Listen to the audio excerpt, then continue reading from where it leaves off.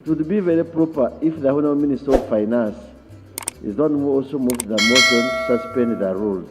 Because the Honourable Baka, the justification is giving is not proper.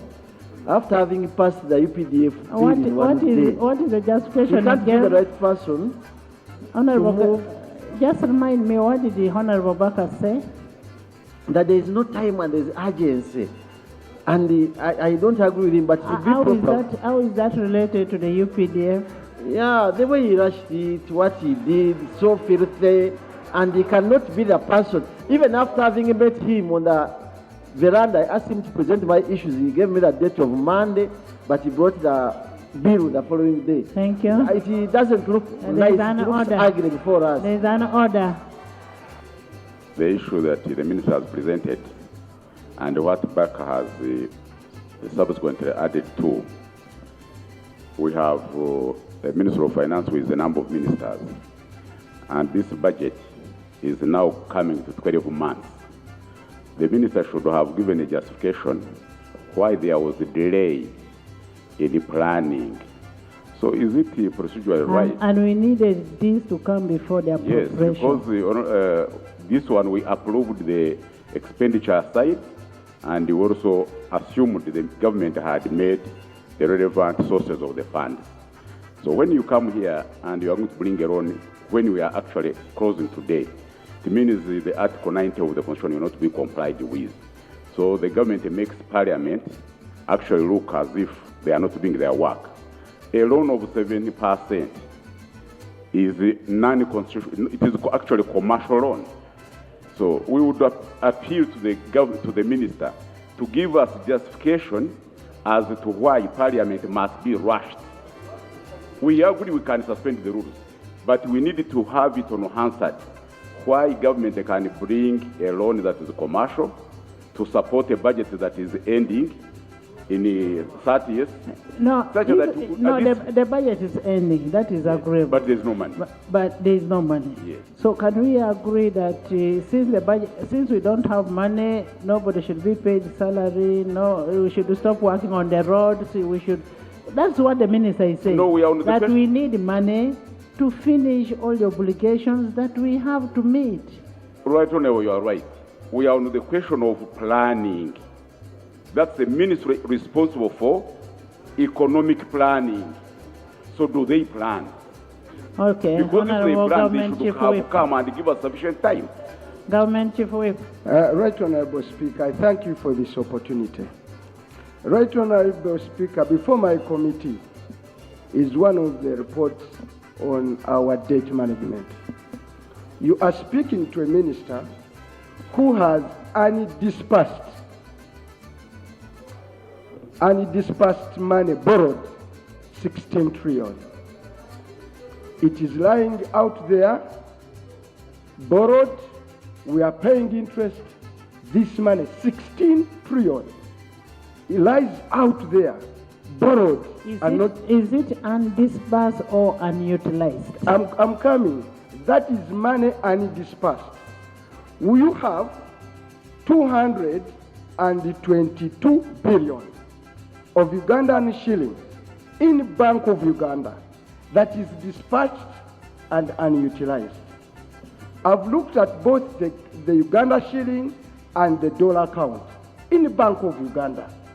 Now, one of the reasons that the Auditor General is consistently advancing for this predicament is the way Parliament approves a borrowing. We approve borrowings, one, without taking all the necessary conditions to ensure that this money will be absorbed. And Parliament as an institution is indicted for not doing a good job. Right Honorable Speaker, this Minister of Finance, you see here, trying to borrow this amount of money, must first ascertain that he has capability to absorb the money, because the system of Uganda closes on the 15th of the month. So from now you have only 14 days, even if you borrow 2, the arrangement time for the money to be wired from wherever to Uganda's Bank of Uganda account can, unless he went, got the money, borrowed it, He had it here, and that's unconstitutional. And therefore, he's coming to Parliament for post-mortem kind of approval. And he's stopped to borrow money without parliamentary approval. So the only way he can have money, the way he can borrow from international market, in the remaining days, he can't have time to arrange a borrowing. Unless he borrowed it, got it, and is coming here to say, please, rubber stamp. And now, if we are rubber stamping, that is unconstitutional. Honorable Minister. That, Honorable Speaker, as I conclude, the other thing that the Minister, where he is indicted, this Honorable Kasaija, is on the President of Uganda clearly stated conditions under which a borrowing must be undertaken, and said 3 reasons only. 1, to support security needs of the country. 2, to support infrastructure development. 4, human capital development. He said no further borrowing, to borrow money to spend on recurrent expenditures, including wage. Is the President rescinding his position on this borrowing? Because I hear you say, and this Parliament, that people's wages for June are not, you don't have money.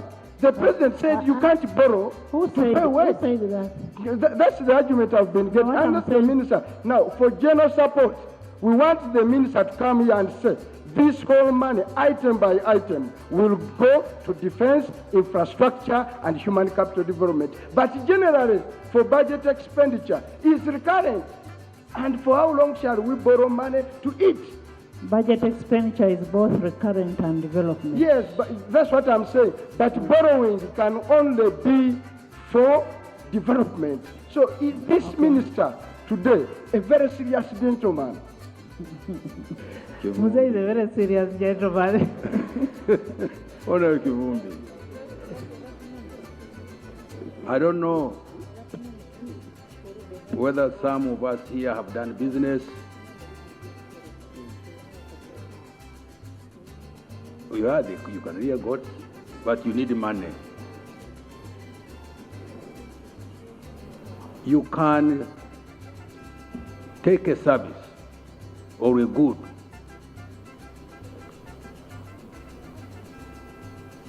and this is what the government is undergoing. We have a number of pending invoices who have been traveling on the road between Mitiana to Mubende. Anybody? Is that road? You are there. Honorable Zake is there. Honorable, Honorable Margaret. Is that road comfortable? Yet there is a contractor. That's what you are telling you.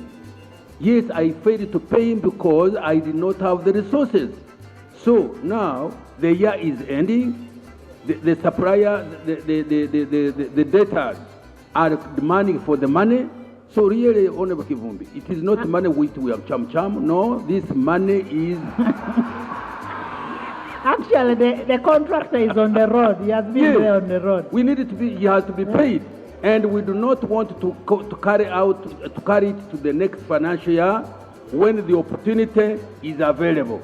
And I can understand the Honorable Minister for Finance, who is presenting this loan request. Right, Honorable Speaker, I wanted to be clear. This Parliament is not against this loan, but only that it is being brought on the eve of the new financial year. When it's late, right, Honorable Speaker, we are having in new conditions, as I was listening in to the Minister. The management fee, the agency fee, the commitment fee, the base tranche, the commercial tranche, and I think it is a problem for this House to approve such a huge loan on hoof. We are ready to support, but once you stampede Parliament at this last minute, who is to blame really? And we as people's representatives, to just sit by and we say, aye, on a matter that is critical. Yes, we want this infrastructure, but can you do us favor by letting us know so that we work together, so that we don't commit the country to such an arrangement? We are borrowing from EcoBank, a commercial bank, and we need to be careful about borrowing from a commercial bank. We are competing with other Ugandans at commercial rates. As a country, I don't think we are moving in the proper way. Yes, it's true we want to pay off the pending expenditures, but as Parliament we need to walk out with our heads high that we've done duty to the country. We have scrutinized and we have given our approval. But the way we are doing, and honorable colleague is suspending rules, etc., it seems we are not prepared as a country. So to me, right Honorable Speaker, I'll give my approval, but can we be given exactly what it is? Can we unpack this loan? Can we consume the giving even their agency money? There are people there between who are ready to share this money. It is now a package, and the people are in there already as agents to see how much they take out of this loan. And I think once government is borrowing, you can give the information. In the borrowing, that means somebody out there is going to give money to Uganda. Currently now, he has it in the bag. Then he's like going to take over this loan. And that's a very expensive arrangement. So may the Honorable Sechko give information. May he do us a favor to tell us the total cost of this loan. Take us through the agency fee, the commitment fee, and tell us at the end of the day what's the cost of this loan. Because that will help to know where we are doing, what we are doing and where we are going. Where you have involved in agency, it's another Amagoro kind of arrangement. And that is something that is so hard for a country to swallow. Tell us the total management fee for the whole arrangement. Honorable Kivumbi, for the information. My worry was there between the bank and the lending institution and the government, there is a middle entity called the agent, who is going to get free money.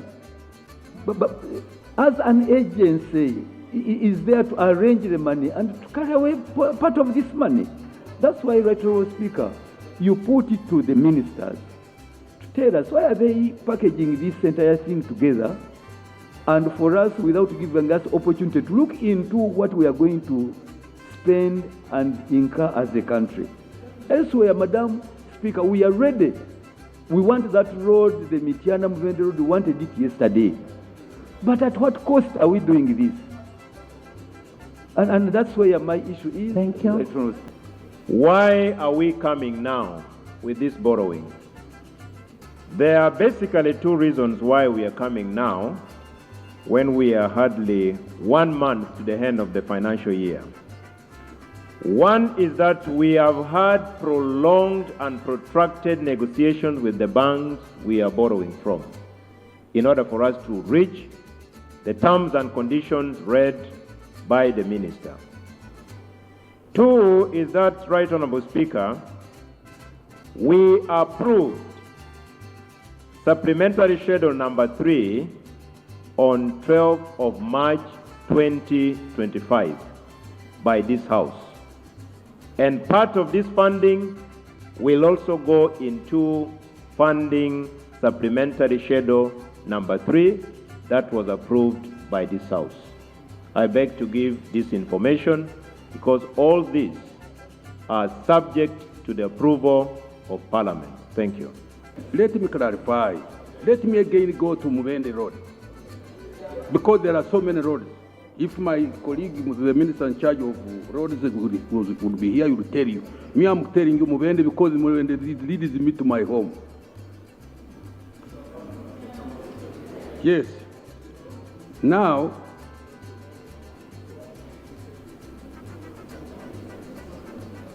money ran out of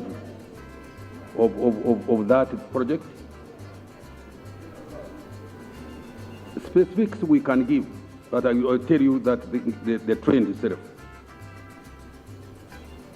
So, when the money got finished, the contractor laid down his weapons. Oh yeah. You can go and ask him. The contractor had started, oh my goodness. Honorable members, contract, honorable members, please listen to the minister. Have you gone on that road? Listen to the minister. Doesn't it move from Mitiana now, which is almost to Uganda? No, let's have respect for each other. No, no. Because when you tell him to tell me that Kasaija is a liar, I get agitated.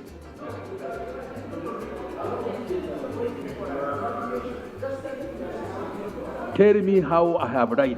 Madam Speaker, let him tell me how I have right. Madam Speaker and honorable members, there is no way you can get a contractor before getting the money. So when you say that the road is not going on because you don't have the money, it's not proper. You are a liar. And I'm insisting on that. Because can you inform this House that you contracted a company to work on Mitiana Road without getting the loan?